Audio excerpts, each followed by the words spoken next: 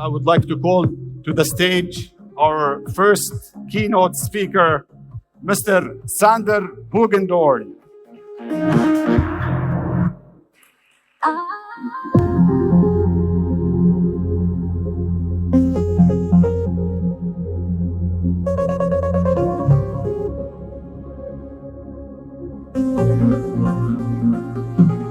Feel the bass, it's rising high. Hands up, reach for the sky. Oh yeah, the crowd ignites. We're alive, move together side by side.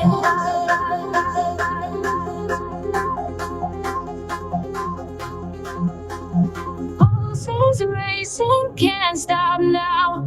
Heartbeat sync, we're breaking. Okay. Wow, this is a full room. I like full rooms. Thank you all for being here, and thank you very much for having me here. I love Jordan. I've been here before, and it's just great being here. So you know what this is, right? This is in Garage. I was here yesterday. It's an amazing piece of architecture. So architecture. So I'm going to talk about mostly successful team, which is my team. I always tell stories about what I do and what my team does. So it's a very personal story, as I always do.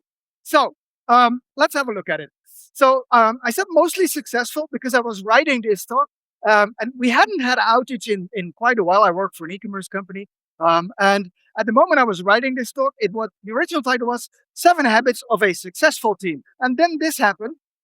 We had some unplanned downtime. We went down for a couple of hours. Everybody was really angry at me. I had to apologize 1,000 times. I did, of course. And that's why the talk is now called Mostly Successful Team, because nobody's always successful, right?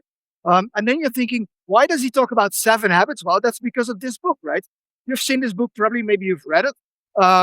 It's about the 7 habits of highly effective people, but that's individuals, right? And as you all know, software development, I am in software development, is a team sport, right? This is not an individual sport. If you get measured individually, it's the wrong way of measuring.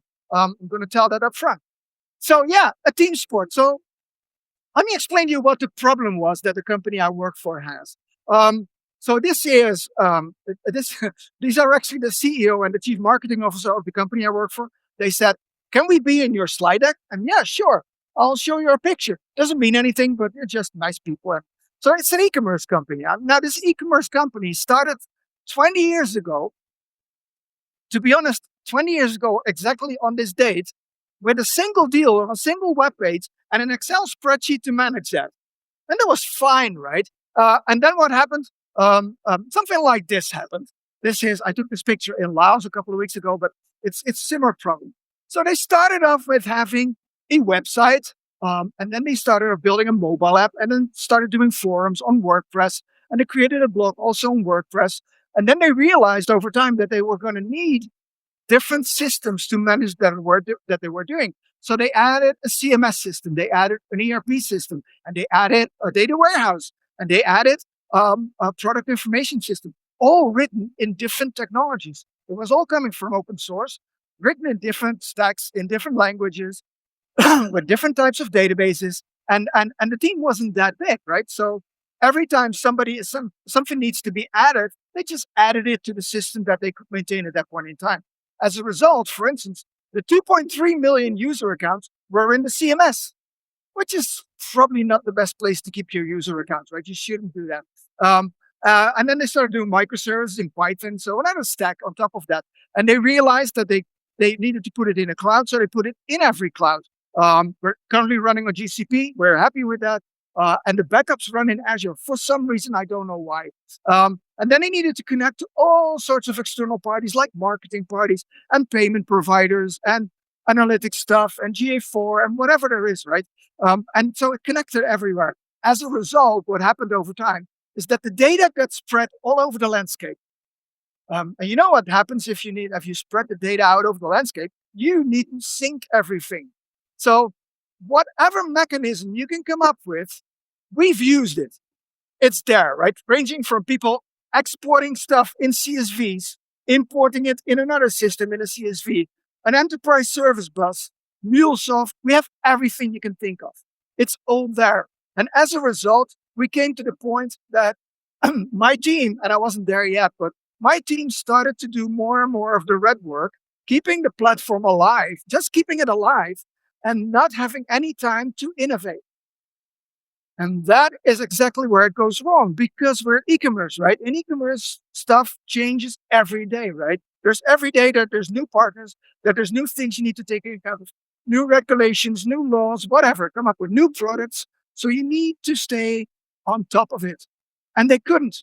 That's sort of where I entered the building, right? And they said, can you help us solve our problem? So I started looking at the problem, and I realized too that although we, of course, as developers, I write code every day, we get to blame for this stuff usually. Yeah, it's all that tech debt, and you never solve your tech debt, and in the end, you just result in technical debt. But the real problem is always bigger than that. It is, maybe we have monolithic applications. Are they a problem? Do you have monolithic applications? I suppose you do, right? We do. We're the only ones? Wow. Okay, there's a few. Good. So, well, yeah, there could be a problem, but not necessarily. They don't have to be a problem, right? Or maybe it's the legacy you have. By the way, I mean the building, right? Not the person in front of it. Well, given all, I'm legacy too, right? I'm an old guy, but this is legacy. This is basically, this is here in Amman, and this is still functioning as a theater, right? So it's amazing stuff. It's 2,000 years old. My code will not live to be 2,000 years old and still functioning, right? So, or could it be all the dependencies you have? This is a diagram from the Dutch railways. I can say that here, right? It's okay. And every rectangle here is a system. And this is just their customer service part of the landscape. So every change they made took about 3 to 4 months to integrate it with everything else. And that slows you down, which as a public transport company, you probably don't want. So is this the problem? Well, the actual problem, in my opinion, and this is all my opinion, right? So it's always the organization. It's not the tech. The tech debt is the result of the organization pushing the tech people over their limits, right? We get pushed out, and you need to create this feature now. Oh, we just figured out this ACP protocol, which just came out. You need to implement it now because everybody will buy stuff on ChatGPT. That was earlier this week, by the way. So, and the marketing manager comes up with that. They said, yeah, we need it now. Yeah, sorry, we're doing a lot of other stuff as well. And our time is always limited, right? So it's usually not necessarily the builders themselves. It's the whole organization, and it's the culture in the organization. If you are pushed by product owners, product managers, CEOs, CMOs, whatever, into building the new stuff and not taking the time to refactor your solution, you will end up in technical debt. And then they'll say, yeah, but we never get the time to do refactoring. Well, refactoring is a bit like Fight Club, right? The first rule of Fight Club is you don't talk about Fight Club. It's the same with refactoring. You don't talk about refactoring. You just do it, right? Don't tell anybody, but still do it. That's the thing, right? And culture is always hard, right?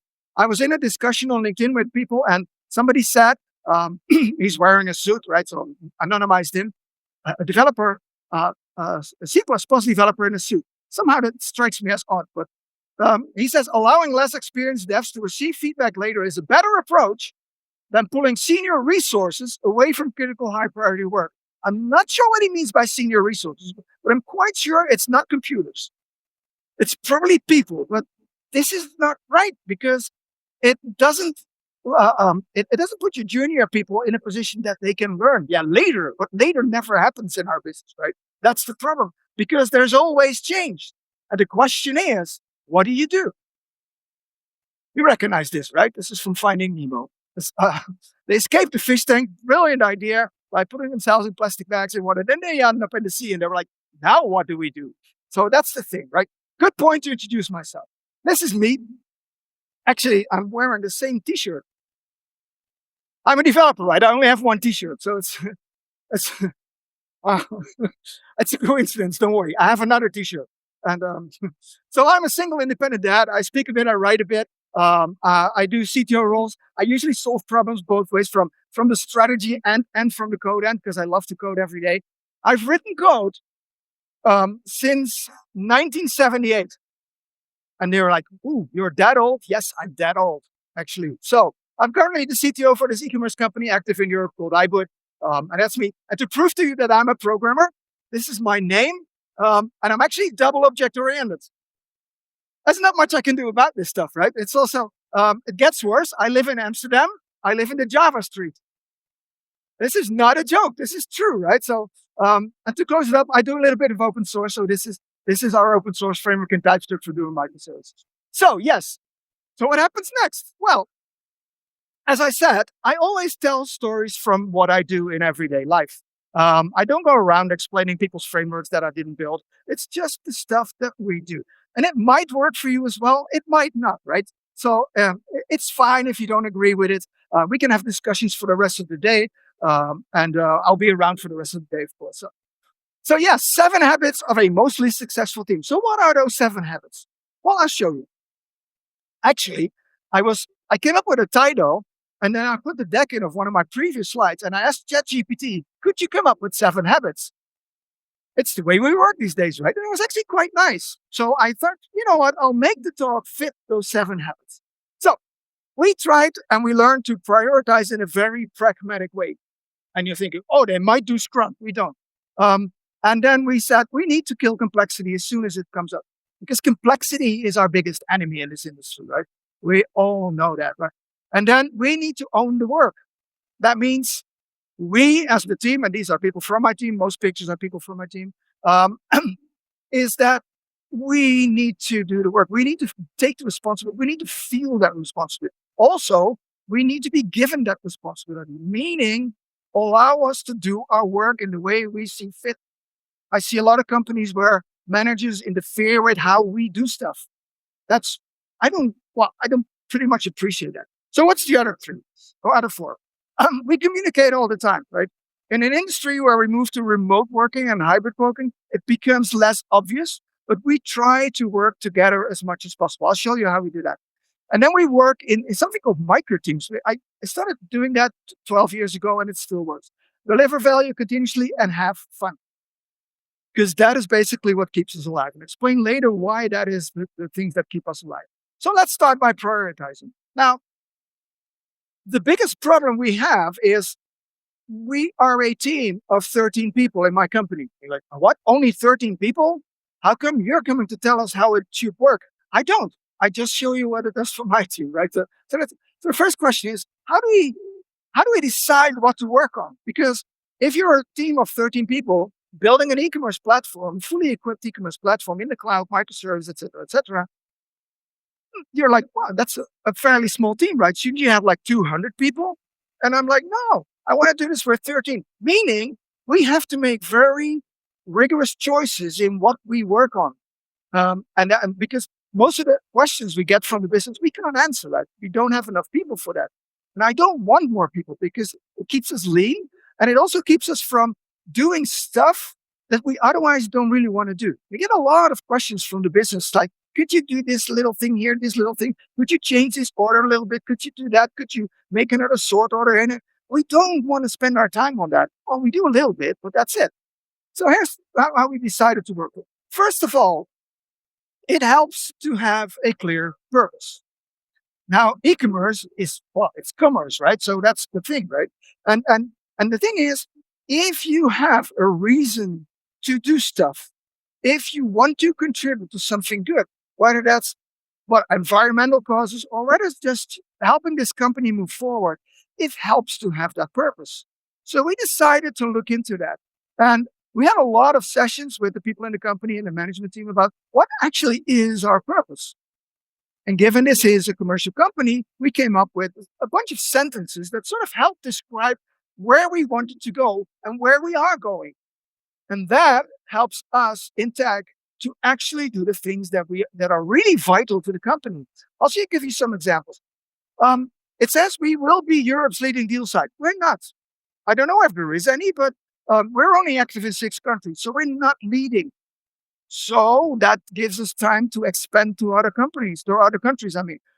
Given issues with different languages, different currencies, different measures, how to ship stuff, et cetera, et cetera. A lot of logistical problems, environmental taxes, other laws, et cetera, et cetera. They are different per country. So we need to start taking that into account and fit that into the platform. Also, it's a community of consumers, which is kind of weird because we just sell stuff. But we have this sort of group of volunteers who actually comment on the stuff we have on site and reply to comments, and they moderate, and they do that voluntarily. They get to go to dinner once a year with the COO, and they get a T-shirt. And that's it. So it's sort of a community, which is kind of odd for an e-commerce company. And we change our deals on a daily basis. That also put a lot of requirements on how we build our platform. And it scales up and down because we have quarterly big sales and we have sudden campaigns that we need to roll out with a lot more traffic. And we need to take that into account. And also the A-branded products, that's a good one because our website was so hideously ugly. It really was. You just couldn't look at it without sunglasses. And a lot of the A brands, they just didn't want to be on our website. They didn't want to be sold on our website. So we had to do a complete redesign. We hired an agency. We did the full redesign of the app and the website over the last couple of years. And that also is stuff that comes from, well, the strategy where you want to go. So then you need to figure out how to spend your time, because this is the golden problem, I would say, or the big problem we always have in tech. There's always less time than how much people want you to do, right? So you need to make very deliberate choices about where to spend your time on. Now, we decided to do this because, well, the company was actually in a lot of problems. They couldn't move forward. So we said we needed to move away from it. So we need to spend time on moving towards the strategic goals. That is, we spend 70% of our time moving there. We've been doing that for the last 5 years. And we moved away from all the problems we had.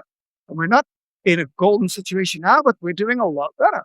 And we spend about 20% of our time on renovating the stuff that we already have. So adding small features to the stuff that's already in production. And just 10% asking questions from people that want to just change something or have a particular question about stuff. We still need to do that, right? But this is how we spend our time. So 70% of our time goes to get towards the dot on the horizon. So we spend that on getting towards the strategy. So we set up this thing called the tech board. It's a group of people with all the representatives from business in there. I'm in there as well. My lead architect is in there as well. And we answer the questions from everything that comes in. So people can come up with ideas. Anybody can do that. And they're put on a Jira board. Not a particular fan of Jira, but it's the one we use coincidentally. And for everything that comes in, people come and pitch it in the weekly meeting we have. It's a 1-hour meeting on Thursday morning. And we answer these questions. The thing you're proposing doesn't help us to reach our strategic goals. If it doesn't, we'll throw it out because we can't spend time on that, basically, right? And then the next question is, can we actually do this? If it's in a technology far, far away that we don't know, that makes it more complicated to do stuff, right? So we sometimes say, yeah, we could, but it's probably not a thing we want to do because it doesn't fit within our technology stack and we don't want it. So we keep it out. And then the next question is it too big? Because if half of my team starts working on something for 4 months or 6 months even, that means we cannot work on other stuff. So we ask people to break it down and we say, come back with the first phase or the MVP or whatever you like, the thing that delivers value already, but doesn't take a lot of work. So they do that. And then the question is this the most important thing to spend our time on, or should we rather spend it on the stuff they're already doing? Those are the questions. And if they don't meet all the criteria, they go to the someday maybe column. This comes from getting things done. It basically means we'll throw it out, but without telling the people that we throw it out. They think we revisit this every 3 months. We don't.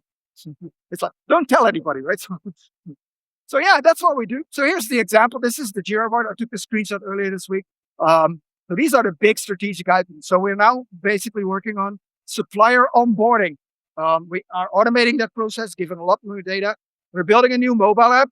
We're doing improvements for the next big sales thing, and we're building a new product process because that is a highly manual process, and we don't want that anymore. It needs to be automated. It needs to have lots of agents in there, and we're running a long way with that.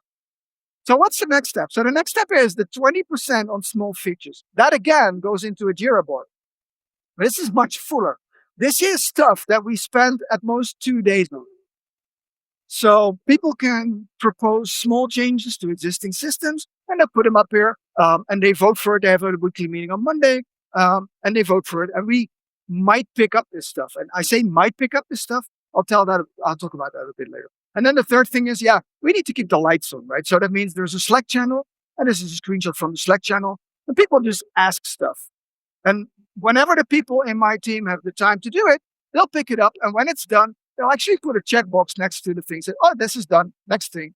And we do not have any obligations to answer these questions immediately. People want that, but we don't always have the time. And they need to realize that they do, by the way. So this is more or less the way we spend our time, right? So, and then people started doing funny stuff.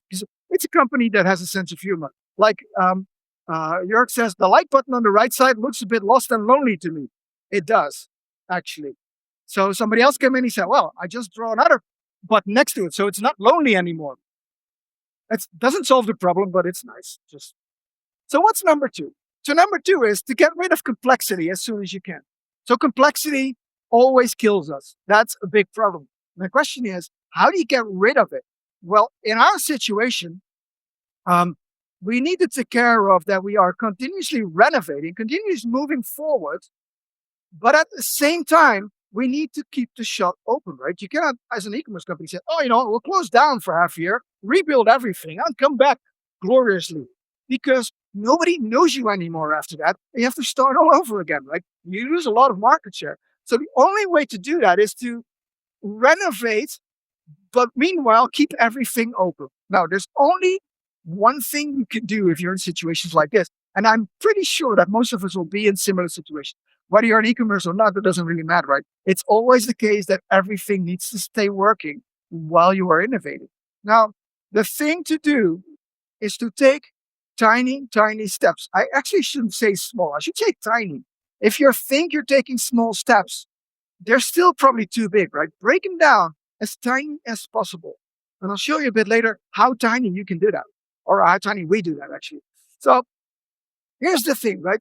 If you start all over again, and we had to do that 5 years ago, Gall's law says that a complex system designed from scratch never works and cannot be patched up to make it work, right? So if you are in a project that builds the next big system to replace all other systems in your company, you are going to fail. I've been in those projects. They're horrible, right? It's just, you don't want to be in that particular situation. So you have to start over with a simple working system. That's it, right? And then a basic problem that all developers have comes in. And that is this, right? We do the things not because they're easy, because we thought they were going to be easy, right? And they never are, right? We are in the most complex industry there is. There is no more complex industry. And I'll illustrate to you that in a model. So this is called the Cynefin framework. Have you seen it before? Anybody? Oh, good. So I'll explain it in like 2 minutes. This is the simple explanation. So it's a map of where your problems might be, whether it's in your personal life or in tech, doesn't matter, right? So if your problem is in the clear context, that means that there is a best practice for it, right? The dishes are on the sink in my kitchen. I need to put them in the dishwasher, switch on the dishwasher, problem solved, right? That's a best practice. There's other stuff I can do, but this is the best practice. And then if your problem lies in the complicated zone, that means there's a bunch of good practices that you might apply, right? Let's take identity access management. You can do that on we do it on Firebase. You can do it in Cognito. You can do it. Well, there's lots of different solutions you can choose, but you need to choose one, figure it out if it works for you, and then implement it. This is fairly simple to do. The problem is that most of us are not here. Most project managers think we are here, but we're actually here. If you are in the complex or the chaotic zone, chaotic is even worse, of course. In the complex zone, that means there are no best practices yet to what you are doing, right? So if you are working on integrating AI and agents and MCP and a lot of prompt engineering into the way you write code, into solving your business problems, it's fairly new, right? That means the practices are emerging. There's no standards yet, right? Even though the big companies might say there are, but nobody's applied them yet, or few people have applied them yet, right? That means that the practices are emergent. So you need to figure out whether they work for you or not. In the chaotic zones, it's even worse, right? Nobody's done this before. Now, a good description of this is done by Liz Keogh. And basically what's interesting in this list is the numbers 4 and 5, right? She says, somebody's done this, but not in this context. So somebody out there is using whatever new technologies there. We're currently working with the Responses API on OpenAI. It's nice, but it's also different from what we're doing right now. So we're trying it out. Or even worse, nobody's done this before, right? You're one of the first people to do this in your context. That is scary stuff. And that means there's only one way to do this. The approach to do this is the approach that I recommend for most of us in this industry. And that is, the chaotic domain is nearly always the best place to impel innovation, right? This is Dave Snowden, the author of the framework. Now, the problem with experimentation and innovation is this. Basil says, to invent, you have to experiment. If you know it's going to work, it's not an experiment, right? If you're doing something that you know will work, it cannot solve your problems in your complex and chaotic context because you haven't done that before. So it's probably a problem that doesn't sit in that space. The problem here is that a lot of large organizations, and I've worked for tons of large organizations. I stopped doing that 10 years ago. I started working for smaller companies, much more fun to me. They don't like to embrace they do like to embrace the idea of invention because they want to be hip and whatever, right? But they don't like to fail, right? And if you don't allow yourself to fail, you're actually not running an experiment. Because this is what an experiment is, right? It's a test done in order to learn something or to discover if something works or is true. But it could also be false. And you have to take into account that it can also fail. And you should allow yourself to fail, right? That should not be punished by management or wherever people do, right? And by the way, if you do not make decisions, time passes by, not in your favor. So I find this on the internet, and I find myself, this is basically what I do. This is my whole life, basically, not just writing code. It's what I do, right? I travel purposefully toward an as yet unknown destination.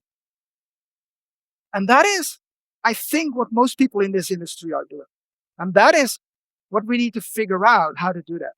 So there's only one way to do it, and you take very, very tiny steps. So the next illustration is probably the best illustration in this deck, and it's this, right?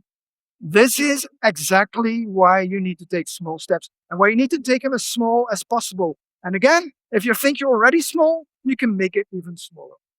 So how do you own the work? So that's number three. And well, here's the thing. Software development is extremely complex.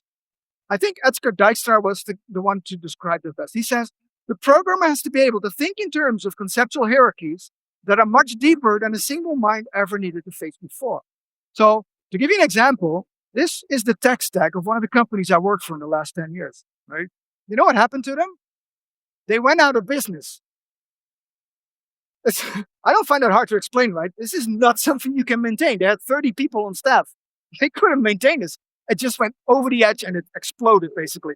It's not literally, but what could have happened probably. They run the biggest VPN in Europe. They have 4 million connected devices on a VPN. It's really weird. So they went out of business. And working for that company, the one thing I realized, as there's so much in this industry, even though I've been in this industry for over 40 years, and there's so much I don't know. And it's getting even worse because the amount of stuff I don't know just grows. And the amount of stuff, the percentage of stuff I do know is getting smaller and smaller. So that means that it's not an individual thing writing software. It's a team sport.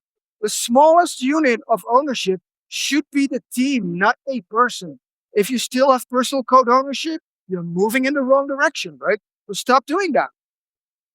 So that means, and this is my team actually, that to do this continuous experimentation, we need to collaborate quite closely. So that is where autonomy comes in. Now, autonomy is extremely hard, by the way. I'll show you. Because for most people, being given the autonomy to do the work in the way they see fit, at a point in time they see fit, in a location they see fit. Sometimes with a baby on their arm, I have a guy on my team who has a young baby, and she sits on his arm while he's working. It's quite nice. You hear all these baby sounds through the meetings and stuff. It's just nice. But for most people, it's out of their comfort zone because it's really, really hard. One of the developers on my team, she's from around here, by the way, and she's like, so what do you want me to work on? You want me to work on the ERP system or on the new TypeScript stuff? And I'm like, Joyce, that's up to you. It's your thing. You're building this thing, right? She said, yeah, but you're the boss. I'm like, yeah, but it's your work. You own it, right? It's not. I'm not going to build this stuff, especially not in the ERP system. And you do it. It took a couple of months before we worked it out together how to do this stuff. Meanwhile, 5 years down the road, she's like, no, I'm not going to deploy a new version of the ERP system because you people in the business, you didn't test it. You should test it. Yeah, but we need it now. No way. Just test it first, right? That is a very, very different approach. She became her own product owner, basically. But to teach her how to be autonomous is pretty hard because I cannot tell how you should do that because that works against the grain of autonomy as such. I can say, well, if you want to draw an owl, I can help you draw the first 2 circles, but the rest you need to figure out. But there's a couple of things we learned. And one of these things is that we started learning by just doing. We didn't know this up front how to do this. We just started doing it. And we just learned from doing it, right? It's basically the Nike approach. You just do it. And that's what we did. And then I found this. And I'm like, yes, that is exactly what I was looking for. This is D. Hawk. D. Hawk used to be the CEO of Visa Card. And he says this. He says, simple, clear purpose and principles give rise to complex and intelligent behavior. Think about that, right? So if you want to encourage intelligent behavior, what do? You take away the rules. But on the other hand, complex rules and regulations give rise to simple and stupid behavior. I was at an enterprise architecture conference earlier this week or last week, I don't remember. And they're all doing SAFe.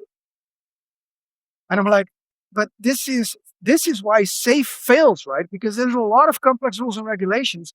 People are going to act stupidly. That's what they do. It's just how it works. And here's the thing to do. This is the golden rule according to D.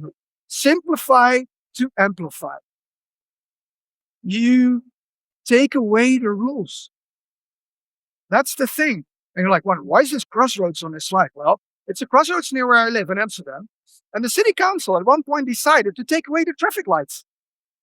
And you're like, what? Take away the traffic lights? Okay, I realize it's a bit different here, but we have a lot of traffic lights in there. We have in the Netherlands what you would call very complex rules and regulations. And everybody starts acting stupidly, right? In traffic, there's so many signs on the road in the Netherlands that people just don't know what to do anymore, right? That's what happens. And it's the same in tech. And by taking it away, you know what happened is if I cross this crossroads, which I do every morning, I cycle from here to here, and you start looking at the other people on the crossroads. You look them in the eye and you see what their intention is. Somehow you don't even have to shout or talk. You just notice and you're like, oh yeah, you're going to do that, right? Or you want to do that, but you're going to allow me to go first. Oh, okay. Even though you have presence, fine, we'll do it like that, right? And that's a process that goes on in your mind. It's you figuring out how to deal with this autonomy. There's a few limits to it. If there's a person in a big BMW coming across, you just let them go, right? It's dangerous. Or if there's a tram, which also comes here, you let that go. It's bigger, right? So this is the thing. So Antoine de Saint-Exupéry, he sort of agrees. He says, perfection is achieved not when there's nothing more to add, but when there's nothing left to take away. This is where we went, basically. So this is what my team is doing or not doing right now. And this might be shocking to you on the next slide, but I'll do it anyway. We don't do Scrum. That doesn't, yeah, thank you. That doesn't mean, by the way, we do Kanban, because it's not Scrum or Kanban. There's tons of ways of doing stuff, right? We don't have sprints. We don't do retros. Retros are boring, and they don't add value because they're always too late. We started experimenting with lesser stand-ups, so we don't do them on Thursdays. We don't have a Scrum Master because we don't do Scrum. What did you with Scrum? We don't have a product owner. However, we are becoming our own product owners, right? No testers. We test. We don't do stories. We don't do, well, only very rough estimates. Everybody's the architect of their own work. We don't do branching or pull requests, no code reviews. And most of all, we don't blame each other. We help each other.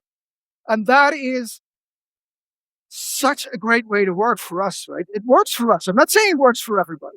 But it's, oh, you're still taking a picture, right? So sorry. Did you get it? So yeah. Oh yeah. And my friend Bushras, he says, well, if you don't have a product owner, that means you've all become product engineers. People on my team go out, they pick stuff from the boards, whatever they want to take from the boards, and they take it back to the business and say, okay, what is it you want? Let's talk about it, right? And they'll do the work, and then they make it, and they do the next thing. So that's how I do. So number 4, the question is then, what do we do actually? Well, we share knowledge all the time. This is the one fundamental thing you need to do if you start going in this direction. Because software development is so complex, you need to share that knowledge. Because if you have a small team, you cannot have, that's only one person knows about something, right? That's a bus factor of 1. That's scary stuff. So we're moving away from that. So I moved everything onto a single stack as well. So we do stuff like this. This is event storming. It's invented by a friend of mine, Alberto Blondolino. He's Italian. And you should have colored posters for this, by the way. But it's a very nice technique for modeling business processes. And Alberto, I sent him this picture, and he said, yeah, you should have a decolored the post-its, but it's not a bad thing. Something like that. But so, and then we do pair programming. Not mandatory, but when people want to, they just hook up to somebody and say, oh, could you please help me out? I do it all the time, right?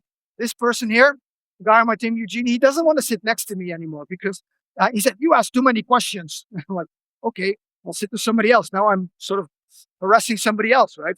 And we do it like this as well. Sometimes the problems gets bigger, and we just sit together with the whole team or half of the team. Let's just work it out, right? This is all organically. There's no rules that we need to do this from 3 to 5 or whatever. There are no rules, basically. And we have link coffee sessions. It looks a bit weird on slides, but this is a technique for sharing knowledge. People can suggest stuff to talk about it for 5 minutes, we vote, and then the next thing comes up. And we do this every week for about an hour, sometimes 2 hours, and we'll discuss stuff with each other, right? So this is Jeroen explaining some complex Akamai stuff, which nobody else gets, but that's the thing. And we do a lot of AI-assisted coding, right? So I'm going to skip the AI part for now because there's lots of other talks on AI. So, but we use it a lot, and we use it actually to solve a lot of business problems. The thing with AI, and that's my sort of rough conclusion right now, we use it a lot to write our code, to write our unit tests, but also mostly to help us solve the business problems, stuff that we couldn't solve before. But remember, using AI is not a silver bullet, right? It's not going to replace us for now because we are doing the thinking, and it's not the AI, well, mostly that does the thinking. AI is a statistical analysis, right? Still, it's good. However, keep this in mind, right? Now we have faster cars. That doesn't mean the traffic flows faster because the majority of the things we do are not in the typing or not in the coding or not in the writing the unit test. They are in the traffic. They are in solving the problems, right? So that is where we need to go. So number 5, here's a technique that we actually started going towards to because we realized at some point in time, and this was longer ago than with my current team, that actually items coming off of these boards, whether they come from the bigger items, the tech board, the strategic items, or the smaller ones, or actually from the questionnaire, none of them actually require the same skill set. That means for some item you use these, and for some item you use these. That is that in my team, what happens is this. And I wrote it down as a sort of a recipe, but it's nothing formal either. I see this happen all the time in teams. So what happens is somebody's done with what they're doing, and they look at the 3 boards and they're like, oh, you know what? I'm going to pick up that one from that board. And it's their choice to pick it up. So it could be something they like to work on, something they haven't worked on before, so they want to learn. Could be anything. Could be small because they're going on a long weekend break, so they don't want to have a long item. Could be all sorts of reasons for doing that. Could be that they spend time on the train tomorrow so that, oh, I can do this easily on the train and not a bigger item. All these arguments take into play. So they do the work. Sometimes somebody else says, you know what, I'll come and help you because I want to know this too, or I know something about it so I can help you out and we can learn it together. So they discuss it. They go off into the business, talk to the business, do the work, report it as done, disband the team, and repeat the cycle. And this is to basically become sort of the de facto mode of how we work. So here you see 3 developers working on one item together. This is basically mob programming. You see Francisco on the right. He's one of our best front-enders. This is probably a back-end item because he doesn't seem to like it much, right? So this is also nice. This is 2 developers and a tester. Of course, you can recognize the tester because they have the stand, right? It's like, yeah, that's what you do when you're a tester. Oh, this is also nice. 2 Java developers. very recognizable. I'm not going to say how, but they're very recognizable. This is a developer and an architect. So the developer has long given up, and the architect is still praying for it to work, right? He doesn't know, I guess. So this has become sort of like a recipe to us to share the knowledge and do the work, and it's all voluntary, like this, very dynamic and organic. And that means that leadership has become contextual, right? And that is nice. We communicate much easier because we communicate mostly in these smaller groups and then sometimes come back into the bigger group. There's no estimates involved. Nobody cares. If you're delivering stuff, nobody cares about estimates, right? So yeah, it's a nice thing. And then people on the internet, on LinkedIn said, well, but does that scale? To be honest, I don't care.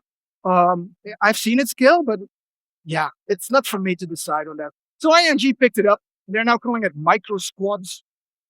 Whatever, takes their machines, and it's fine. They do it at large scale. Seems to work. I'm not sure if they still do it. They still owe me a cup of coffee. He promised me a cup of coffee somewhere, but he hasn't made up that promise. So yeah, we'll see. So then you need to deliver value continuously, right? So over time in this industry, and we've been in this industry for about 70 to 80 years, the cycles went shorter and shorter. And there's a good reason for the cycles going shorter and shorter. It is because you want rapid feedback, right? You want the feedback to happen as fast as possible after you've done stuff. So we moved to Agile like 20, 25 years ago, and we moved beyond Agile a long time ago too. Currently, I think the technologies are in place to do this, to do continuous delivery, meaning every time you write a bit of code, and sometimes I'll just check in a single line of code, and you check it in, the pipeline runs. And if the pipeline runs completely, it goes into production immediately.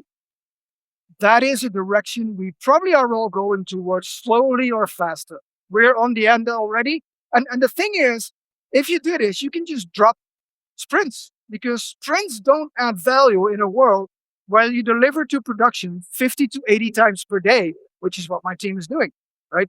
What's the point of still having sprints? Because they don't add value anymore, right? Because they become small projects with the same characteristics as large projects. Basically that, there's late acceptance because the people accept them, they're not there. Or your progress is much slower than you estimated. We shouldn't have estimated in the first place, right? And then scope creep happens all the time, even though it's not officially allowed. So you need to get away from this because progress is not linear. You don't have the same speed of working, the same ideas as you had yesterday or the day before. And that goes for the rest of your team too. So you can go faster or slower all the time. And that is a particular problem. With different teams, you see different behaviors. I was in South Africa, so I watched a bunch of teams. So this is a bunch of kudos, right? They stay together closely because, they have a lot of enemies. These are rhinos. They don't care, right? They don't have enemies except for humans, right? But they just sit there in a small family and just eat grass. And then you see developers. And it's always the same, right? They always do this. They always gather in small circles and they seem to be enjoying themselves in those circles. Well, that's the thing. And the thing is, Agile, as such, it's not a process or a framework. The fact that you're doing Scrum doesn't make you Agile. What makes you Agile is the ability to create your own way of working, right? That is what the autonomy is for. It's to create your own way of working and to continuously sharpen on that too. So that's the thing, because you do want that rapid feedback. And if you want to have rapid feedback, you should do into even shorter cycles, right? So deliver value continuously. That's where we started to move towards. And Jess Humboldt, the author of the book, says this. He says, if it hurts, that it's about software development, right? It's about pushing stuff to the pipeline. It's nothing else, right? So do it more frequently and bring the pain forward, right? If you only release like once every 3 months, the amount of changes that you have towards the next version is so big that it takes additional time every time to do this. And that means you slow down continuously. In the end, you can only release, once a year, or you don't release at all. I've seen companies who couldn't release anything in years. Then you're doomed, basically, right? So you need to move the other way. And this is the second most important slide in the deck. I took this picture in Budapest. I was waiting for the metro, and the next metro came in 1 minute, but the following one came in 3.5 minutes. Now that's an interesting thought, right? And Jason Gorman says on this, he says, missing the bus is not a big deal if you know there'll be another one along in 5 minutes, right? That's the point. That's why in my team, we can push stuff, even though there might be bugs in it. Last week, somebody asked me, yeah, but what if there's a bug in it? I'm like, so? Yeah, but people find that bug. Yeah, I hope so. And then we can solve it. And we push another thing to production, to the pipeline, and it's there in 5 minutes. Well, essential bugs and fundamental bugs, we of course take out in all sorts of tests we have, but small bugs, I don't care. We'll just move forward. And that's the nice thing about being able to do that. So if you push all these small changes towards production, the deltas between one change and the next are very tiny, meaning the risk is also much smaller than if you would release big chunks of work once every 3 months. So that's where we went to, right? To do this, you need to automate the shit out of it, basically. That means nothing should be left to coincidence. Edward Deming says you will need to eliminate the need for massive inspection by building quality into the product in the first place. That means that you need to test everything. So our pipeline runs in like 30 minutes. This is one of our actual pipelines. I pushed it actually to production, I think. Yeah. So 30 minutes from coding to production. And that is a thing you can only achieve when you test everything, right? So we run tests all the way throughout the pipeline, fully automatic. There's no manual testing in it anymore. Relying that gives us a lot of confidence in the coding that we do, because I know almost for certain that if I check in my code and I run all the tests locally on my repo, then I can pretty sure say that it runs through to production. Of course, this person is praying for his code to work. Well, he is working in light mode. Who does that, right? So you don't do that. Okay. I'm going to skip a little bit for the last part because I run a little bit out of time. The last part is have fun. That doesn't mean you play table football or table tennis all the time. It does occasionally, right? So we go out to lunch or we do this like we went. I have no idea what this is called, but it's on a cart with a sail and you go on the beach and it's fun. This is also true, but the real fun is basically in figuring out how to get the team to contain itself, to be aware, to be effective, to have fun, basically. And it comes down to this. This comes from the book from Dan Pink. It's about purpose, right? I explained about purpose. The mastery is in sharing as much knowledge as we can. And the autonomy, I explained that too, right? So this is where we went. Now, then comes one story. This is my mom, on the left side, that is, right? So I came back from a vacation in Italy and I showed her the pictures and she said, why didn't we ever go to Italy? And she meant my dad and her. And I'm like, well, you guys always went to the same campsite in the south of France for 25 years. And that's fine, right? You enjoyed that thoroughly. So that's good. But there was no change in it. And she said, yeah, we should have done that. Well, in that case, you should have done that, right? And the thing is, old keys won't open new doors, right? If you keep on doing the same thing, you will get what you always got, right? And that is not usually what you need in an environment that changes in an everyday basis. You need to allow yourself to experiment. So that means that there's always something that ignites the change. Right? And if you are the person that wants to ignite that change in your organization, there's only one person who can do that, and that is you, right? You need to do this. So in retro, in 30 seconds, this is what it comes to. There's always change. The change is going to be bigger than it ever was in this industry, right? Zombie already illustrated that pretty well. And because of that, we need to respond. That means we need to take ownership about the way we work. We need to be responsible. It's the way we work. It's not the way management works, right? We do that. So you can never, ever stop learning. You should never be afraid of asking newcomer questions, right? And come up with your newcomer questions. I'll be here for the rest of the day at least, right? Never, ever forget to have fun. By the way, if everything else fails, there's only one thing you can do, and it is you remove from your node modules and you do an npm install. One more thing, and then I'll leave you to it. Take your mom out to dinner more often, because before you know it, you can't do that anymore. Thank you, and enjoy the rest of the conference.